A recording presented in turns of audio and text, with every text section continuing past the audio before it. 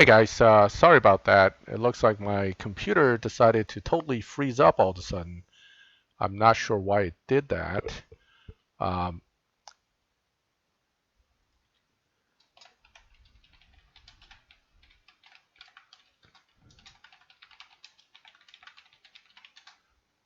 so, story of my life. This is why I don't stream very often because when I do try, half the time my computer doesn't want to cooperate. But yeah, I just reloaded everything. Hopefully, everything's coming over clear again. And thanks for sticking it out. I was we're almost at the end anyway, but it was in the middle of a discussion, and that kind of sucks. So anyway, Bentley, we'll figure out the Bentley next season. I'm gonna pull it as soon as the crate becomes available on Friday, and I'll try to build it quickly on my main account. I have Fusions, so I'll do some test runs and figure out if the regular Bentley GT, the Continental GT for next season, will be a good car to use. I'm also working with somebody who may be able to help me with the video account where I can get some of these cars early, which will help me kind of tune them and maybe do some advanced videos on it. So we'll see. But I don't like Bentleys too much in the game, not because they're ugly or anything. It's just that from a gaming standpoint, in this game, most of them are not that competitive. So I haven't really enjoyed using them too much. What I was saying at one point in the stream, the last stream, was that I've been going at it with this Tier 5 car, and I just want to point something out.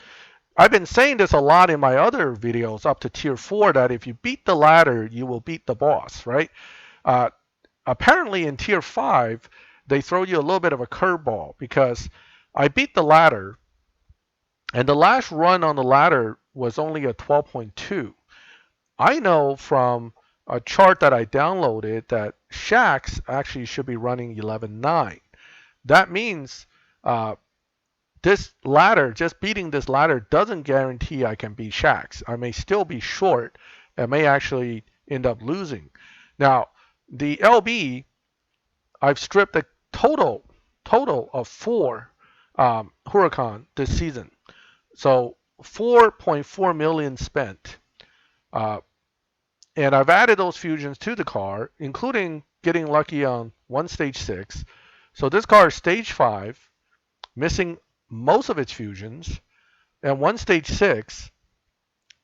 And right now it dynos 11.85.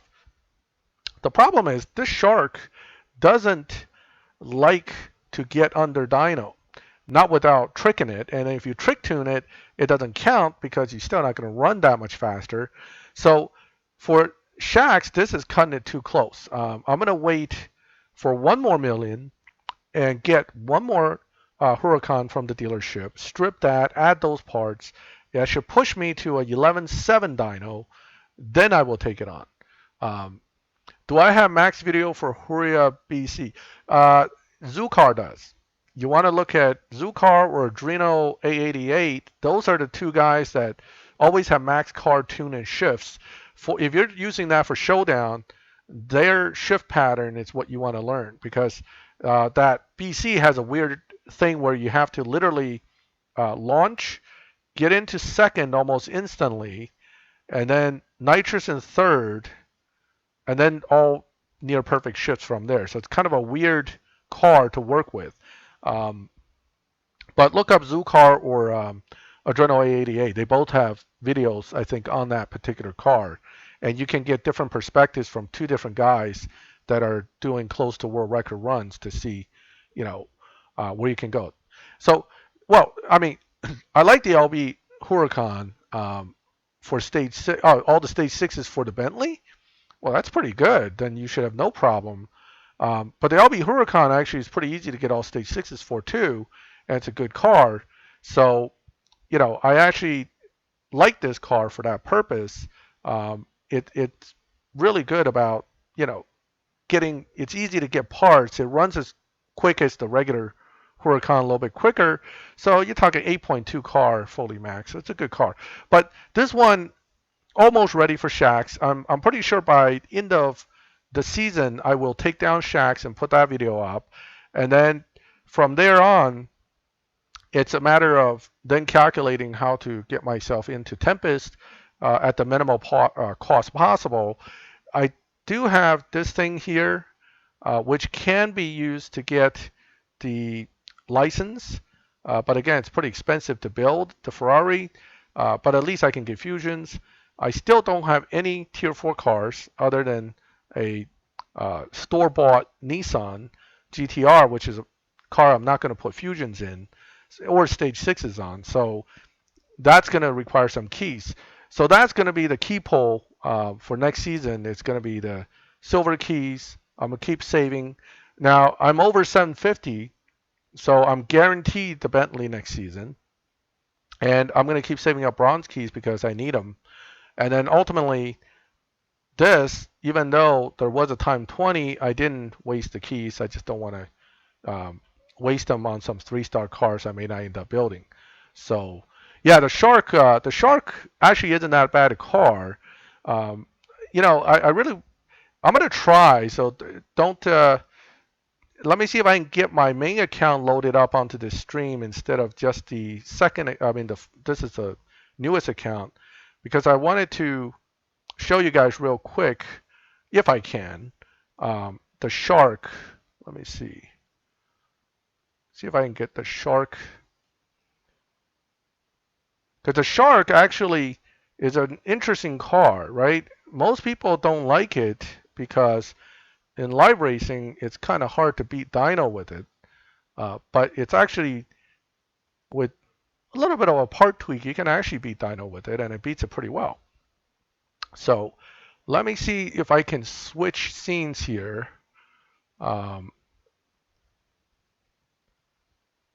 This is going to be tricky because I'm not sure if I can.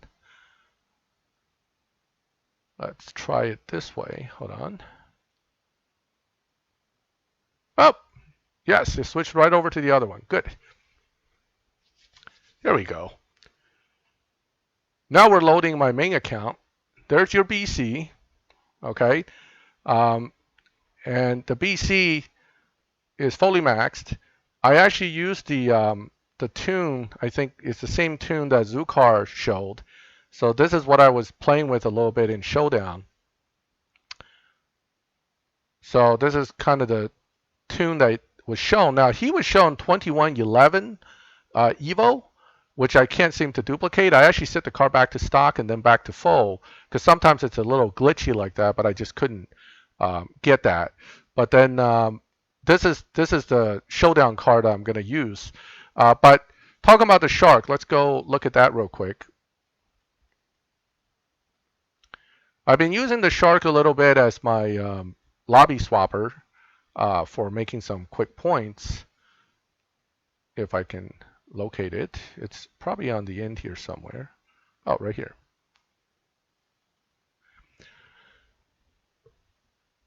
Oh, you got the purple star, Tiago. That's faster, but you still got to drive it right. That's the key, right? So the shift pattern can be just as important as actually getting the car itself.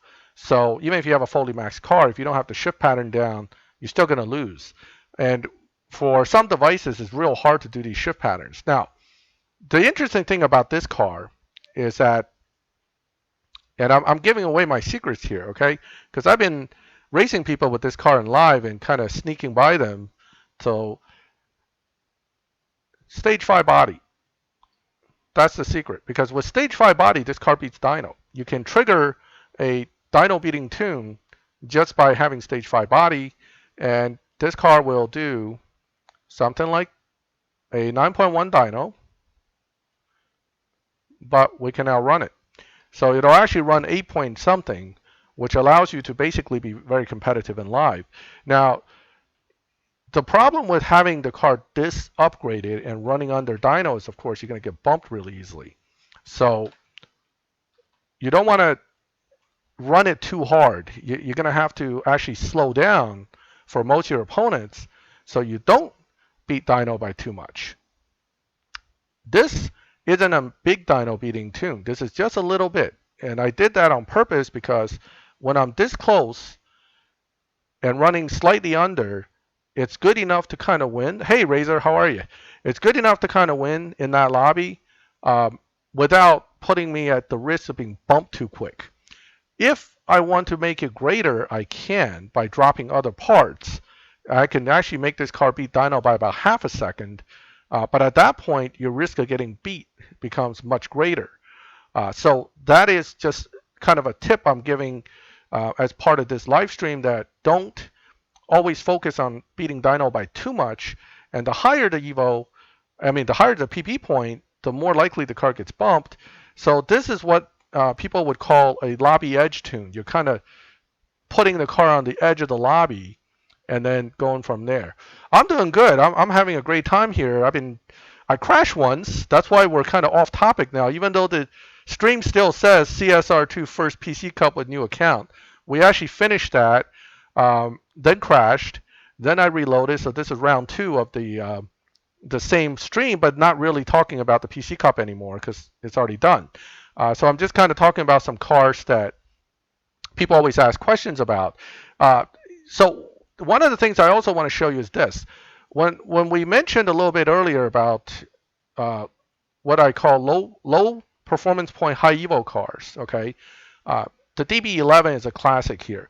So the DB11 with very few upgrades, you can see 673 is about the max performance point of a T4 car, but it's running 1800 plus evo. And what that gives you is a dyno of 9.9 with a car that is set up with the same performance points as a maxed out T4 car.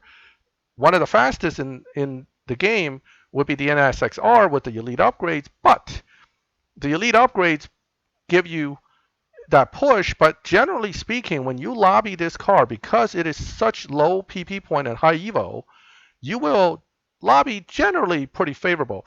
Now, I did an update, so I may not be able to find as many people in the lobby, but let's jump in and out again. Here we go. So I am lobbied against these guys, okay? And you know, if you have this car, you know that if you absolutely run this car perfectly, you'll run about a 9.9. But my car dynos are 9.98. So it makes the car competitive in this lobby, even though it is not technically going to be a car that'll beat dyno. And in fact, it doesn't. This is called a low PP high evo tune, very effective in live, and something that I use all the time. I was working on a live video, and the live video would have also discussed the same kind of topic, but what it is that the car here, because it lobbies so well, you almost can't lose, right? I actually had to slow down to go back into the 10s when I know the car really dynos and runs 9s. So very competitive this way, and I'm sure it's the same story even at lower levels. I've raced this particular DB11 when the opponents had it in lower speed lobbies like 11 and 12, and I can tell that it lobbied very favorably for the same reason, because they're running even lower performance points, still maintaining probably 1600, 1500 evo, which is an incredible amount for a car that's got so little upgrades. I'll show you the upgrades now so that you understand what I'm talking about. This applies to every tier too, not just tier 5. So tier 2, tier 3, tier 4, cars that can do this, which is low performance point high evo tunes using minimal upgrades, are really, really effective in live. Notice parts upgrades are pretty limited. I'm leveraging certain ones like trans, which gives a lot of points, nitrous, which gives a lot of points. I even left body out. So, hey, Sam, welcome to the live stream. So it's one of those live racing car types. Okay, there are categories of these cars, and this is a standard low performance point high evo tune. Another one that does this very well, the Bach Mono, another killer car. There are many of these, in fact, in many of the tiers, and one of the ones that people have seen in the really, really slow tier, which is actually a glitch. If I can get to T4 today, let's see, Chevy. I know I have these sort of in alphabetical order. Don't build this car. see, alphabetical. Oh, 2020 Stingray's not bad. I'm looking for the other Corvette. This one, this guy here. I have two, okay, and they're set up very differently. This is, and this is actually a good discussion to use these two cars. This is a Evo drop tune. Yeah, the Legend Honda is the fastest without a doubt. But of course, you're going to be spending a lot of those elite coins to get it there. Right, the DB11, Rowdy, welcome to the live stream. You're right, the DB11 lobbies very favorably, and some cars always lobby favorably, and that's one of them. And when you lobby favorably, you don't need to beat Dyno to win.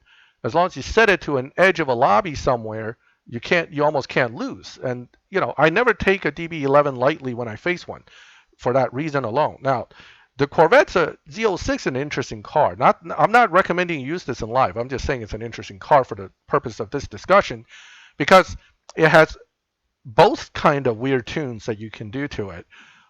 One is this. It has a massive Evo drop.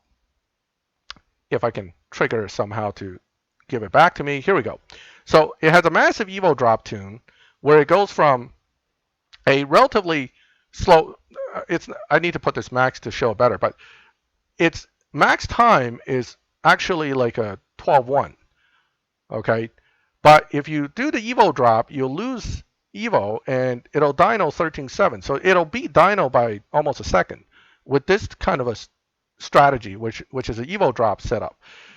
Then the same car does, and I have the other example right next to it. It's part of the reason I did this back in the day, because I was going to use it this way. It has a weird glitch, low PP, high Evo tune.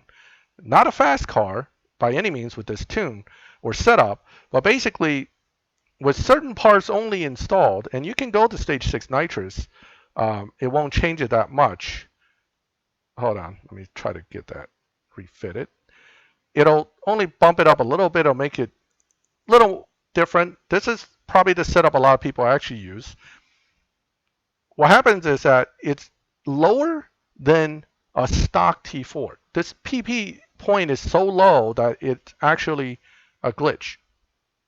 And by doing so, you have a crazy low PP, high Evo tune, but you run really slow.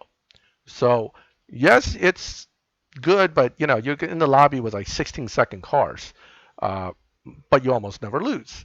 So that's another low PP, high Evo setup. So when I look at a new car, any car that comes into the game, and I start building it, I start looking very quickly at if I'm at stage 3 build, and I'm adding fusions, and these fusions are giving this car next to no Evo point increase, it's probably not going to be very good.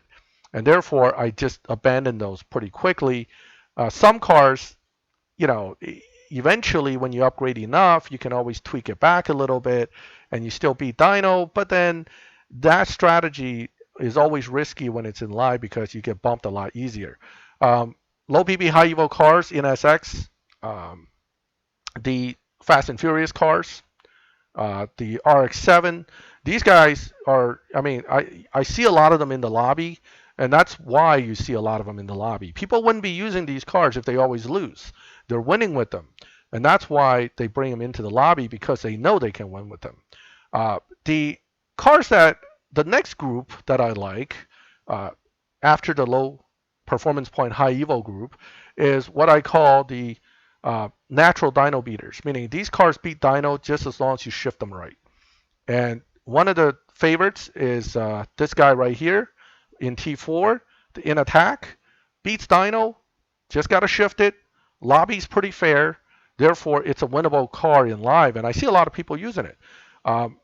Even though it only beats dyno by about 1/10.5 to 2, you can generally win pretty well, especially when you're going up against certain opponents with cars that does not beat dyno easily, like at this one. Now, if this is a regular Viper, I would actually be afraid of it, but because it's not the regular Viper, to snakeskin, it doesn't beat dyno, so therefore, that's where it would kick in. Now, knowing the low PP, high Evo setups also helps you in Tempest, because when you're dropping points, you always want to drop the ones that are. What did I just do? I don't know what I just did. I did a really poor launch there. But this car may still catch them because it runs under dyno, and even if I screw up a little, I am still very likely to win in live. And that's the natural dyno beaters. And these cars, there are quite a few in the game, and I love them. I use them a lot because I know that all I have to do is not screw up like I just did there on this run too badly, and I'm probably still able to win against most of the players in the lobby. So these type of cars are worth investments for that reason. There are a few in T5 as well, not just T4, and there are a few in T3, and even the in T2 there are a few. So I mean, there are certain patterns to these cars. It's not specifically which car is always the greatest, but it's whether the car runs a certain way and therefore might be valuable in live. This guy does the same thing. It can beat dyno by just shift pattern.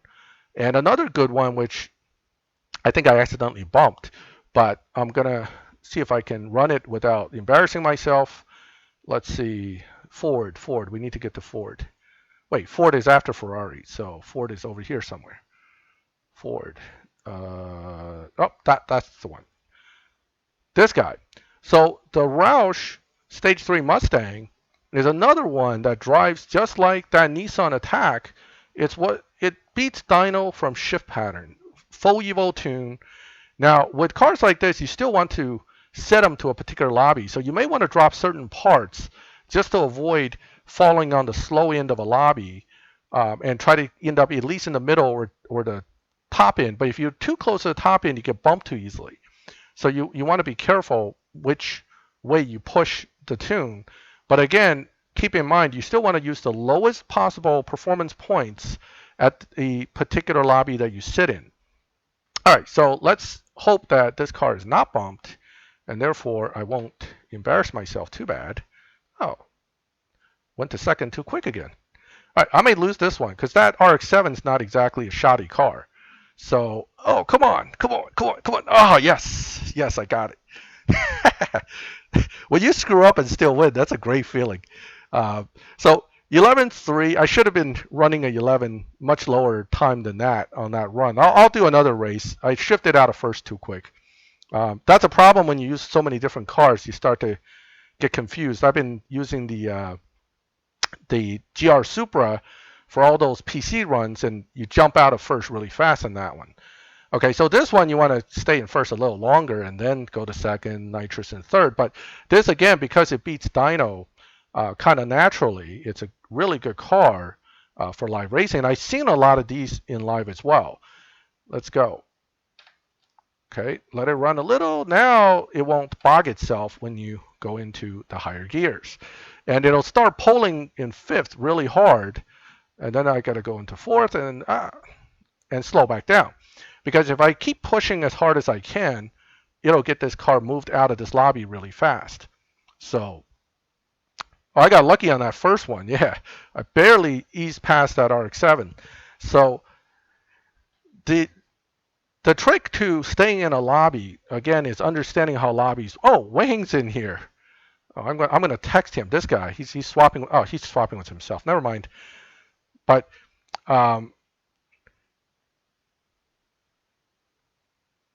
So that's one of my teammates. I just saw him in there. So anyway, so this is a great card. Let's look at its dyno. And this way, you can see what I'm talking about. It dynos 11.36, which puts you in that lobby with anywhere from 11.3 to 11.5 cars. So it's on the faster end, but the lobby edge is not as clear cut as always, depending on what your PP point is. Sometimes if you dyno 11.36, you actually face 11.2 cars.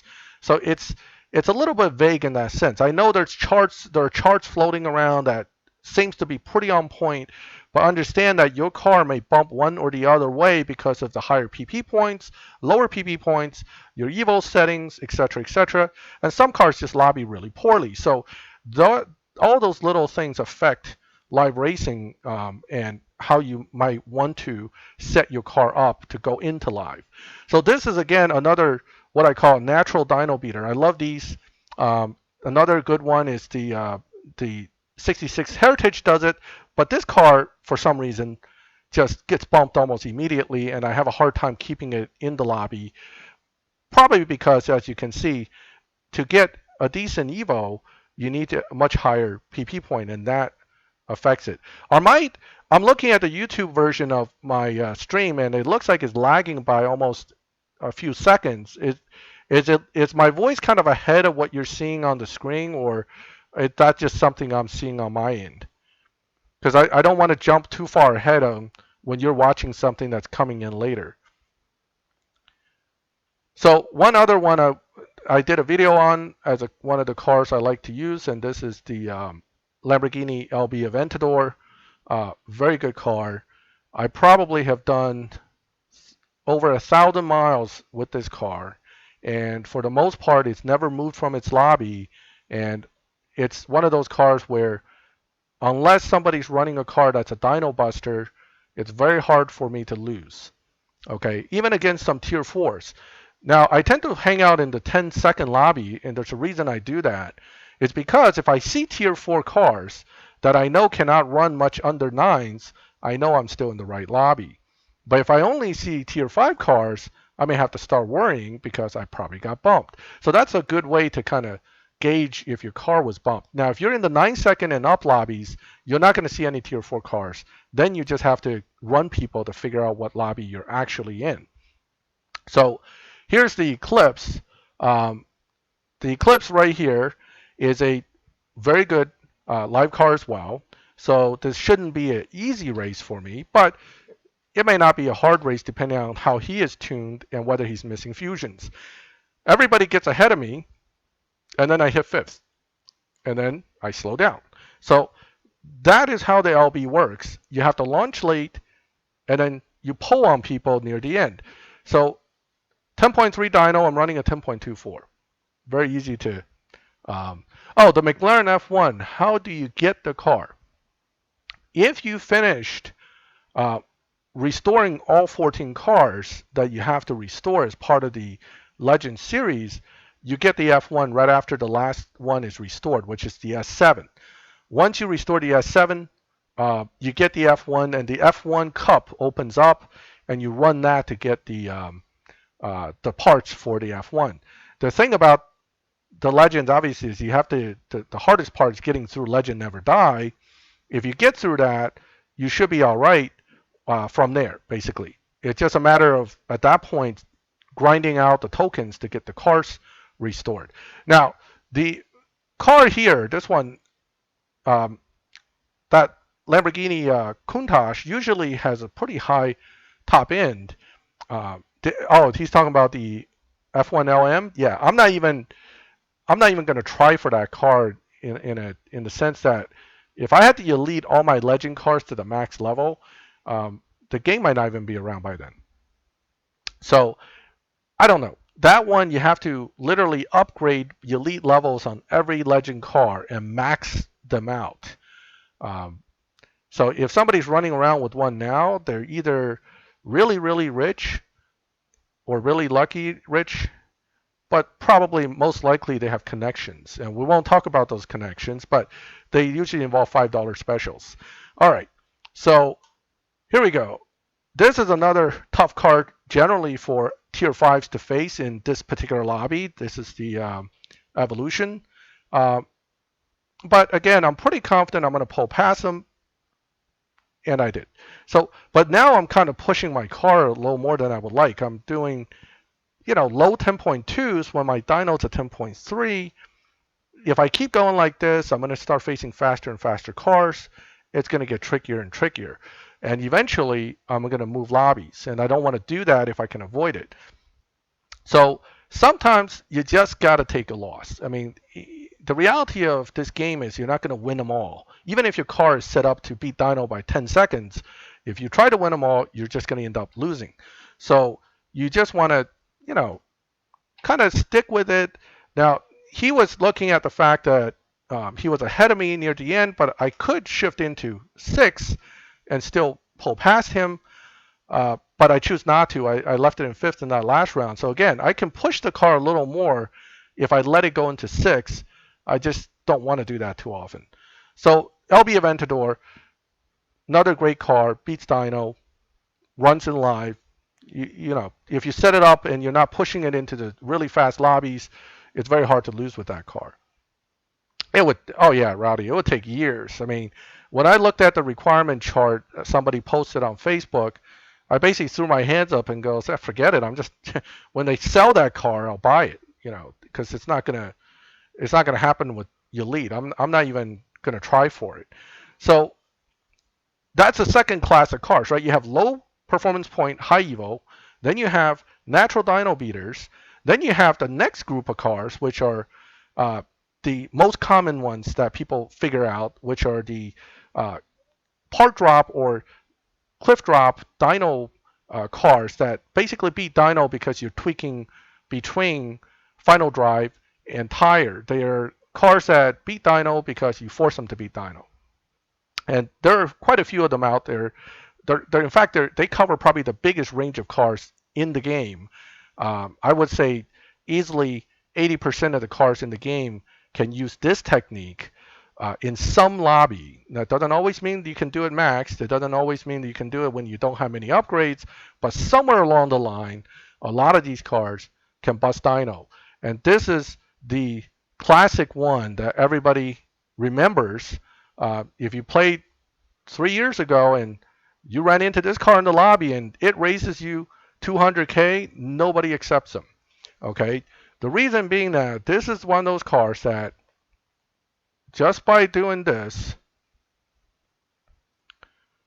goes from a 9.2 to a 9.7. And that's not the most it can be dyno by. This thing can be dyno by probably 1.5 seconds if I wanted to. So this is a standard, you know, final drive slash grip based dyno buster.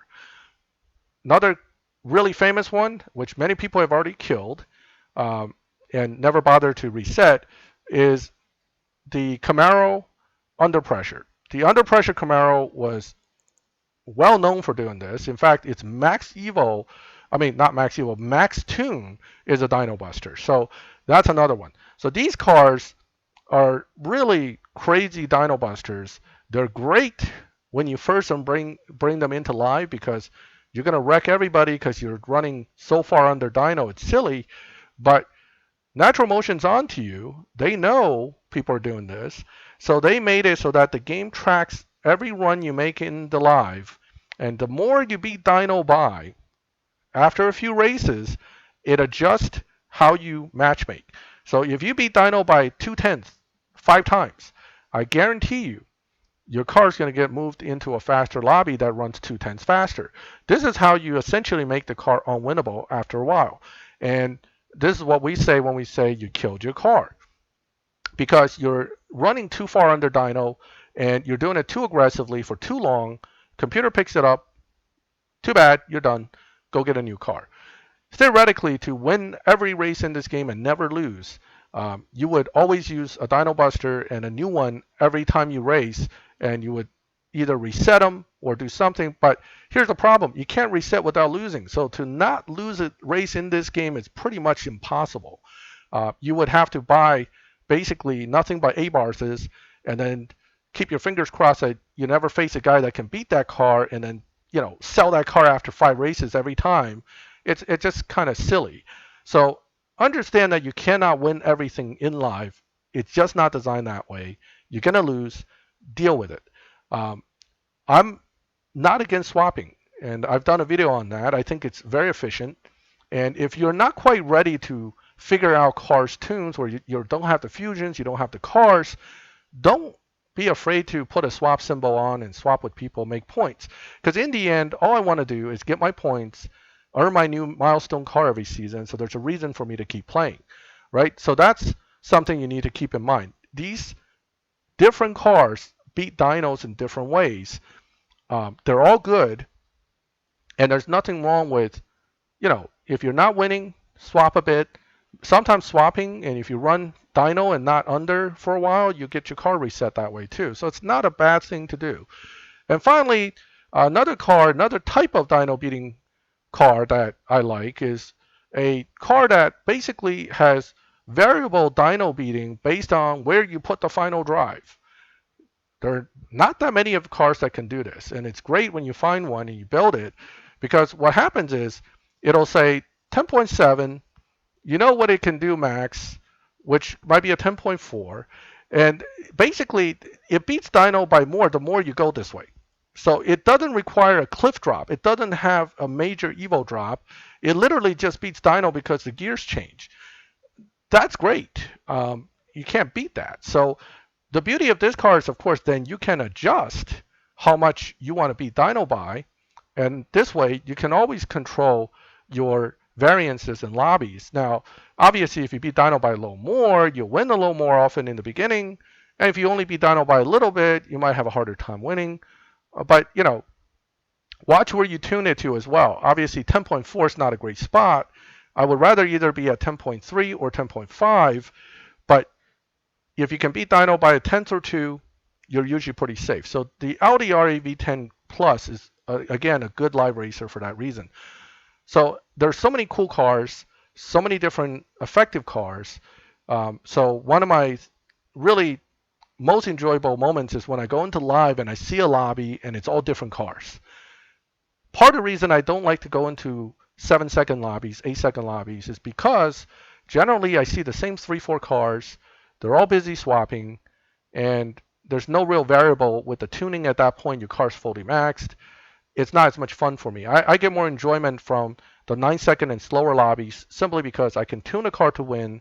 I can use probably 70% of the cars in the game in some way, and it's just more fun that way. So, that's really just the second part of the stream essentially. I don't know how I ended up, because I was making a video about this, and I thought to myself I probably would have an easier time explaining this in live than I would do on a video, because it gets so long and convoluted.